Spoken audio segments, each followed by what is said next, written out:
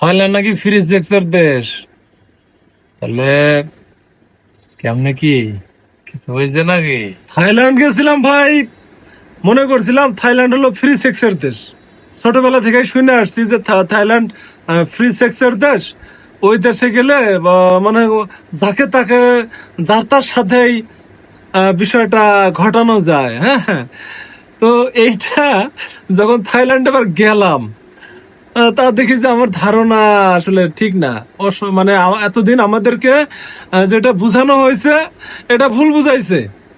হ্যাঁ, যে Thailand free সেক্সের দেশ, আপনি ওখানে গেলেই মানে যাকে তাকে আপনি কাম বাড়ি দিতে পারবেন। কিন্তু বিষয়টা তো এরকম না, বরং বাংলাদেশের চেয়ে থাইল্যান্ড অনেক বেশি রেস্ট্রিক্টেড। আপনি আহ একজনের জায়গায় মানে একজনকে একবারের জায়গায় দুইবার বা তিনবার তার দিকে তাকাবেন, এটাও একটা অপরাধ বলে গণ্য হয়। এবং সে মেয়ে চাইলে আপনার নামে মামলা করে দিতে পারে, আপনি অ্যারেস্ট হতে পারেন। বাংলাদেশে কি এই নিয়ম আছে? বাংলাদেশে কত ইপটিজিং হয়। আপনাদের আমি দেখাচ্ছি যে বিষয়টা, যে জায়গাটা, যে আমি একটা পাড়া দেখাচ্ছি আপনাদের। স্ক্রিনে আপনারা দেখতে পাচ্ছেন যে একটা পাড়া, এটা একটা পতিতালয়। তো সেখানে বাংলাদেশেও কিন্তু পতিতালয় আছে, এবং বাংলাদেশে কিন্তু অসংখ্য মেয়ে এই পতিতা জীবন বেছে নিয়েছে।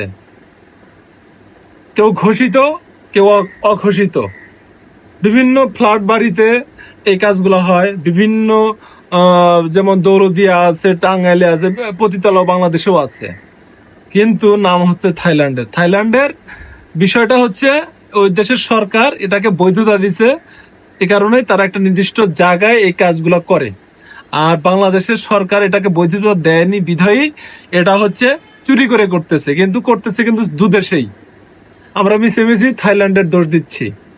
তো ফ্রি সেক্সের দেশ মনে করে গিয়ে ঠক খেয়ে চলে আসছি। হ্যাঁ হ্যাঁ। তো যাই হোক, সে নিয়ত আমার ছিলই না, কখনোই ছিল না। তো উদ্দেশ্য ছিল দেখার, তাদের কৃষ্টি কালচার, তাদের আচার আচরণ দেখার নিয়ত ছিল। গিয়ে দেখে এসেছি, এবং সেখান থেকে যে বিষয়টি আমি উপলব্ধি করতে পেরেছি যে ওরা বাংলাদেশের চেয়ে অনেক পিছিয়ে আছে একটা জায়গা থেকে। সেটা হচ্ছে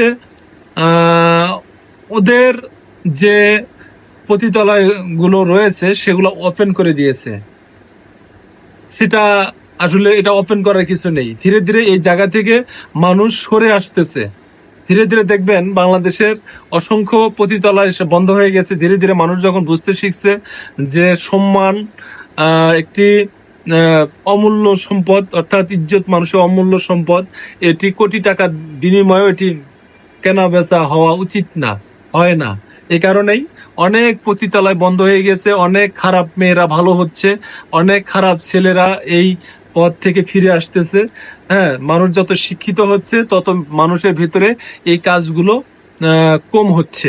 তো থাইল্যান্ডেও অসংখ্য মানুষ, মানে অধিকাংশ মানুষই হচ্ছে খুবই ভদ্র, নম্র, এবং তারা এই যৌন পেশায় কিন্তু নিয়োজিত না। তাদের কোটি টাকা দিলেও কিন্তু আপনি তাদের ব্যবহার করতে পারবেন না।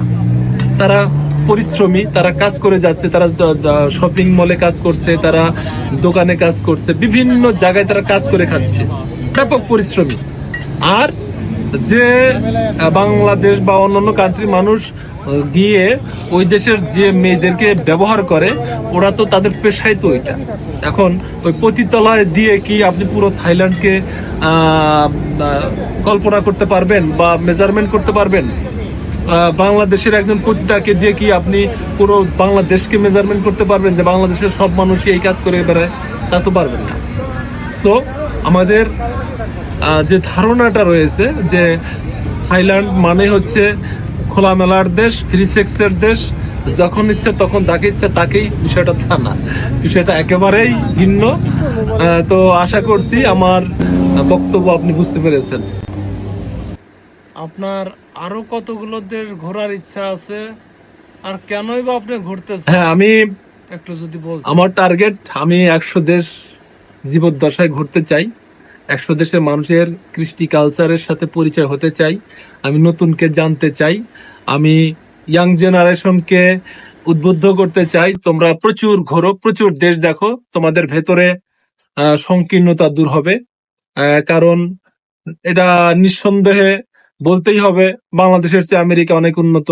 ইউরোপ, আমেরিকা, জার্মান, ফ্রান্স থেকে শুরু করে ইটালি, মালয়েশিয়া, এরা বাংলাদেশের চেয়ে অনেক উন্নত। ওই দেশগুলোকে গিয়ে আপনারা ঘুরে আসবেন, দেখে আসবেন তারা কেন অত বেশি উন্নত হচ্ছে, তাদের আইডিয়া নিয়ে আসবেন, আপনার দেশটাকে উন্নত করবেন। এ কারণেই মূলত আমার দেশ ভ্রমণের ইচ্ছা। নিজের দেশকে ভালোবাসতে পারলে আপনি, ঠিক আছে, আপনি ভালো থাকবেন, সুস্থ থাকবেন, আপনার জন্য অনেক দোয়া। আল্লাহ হাফেজ।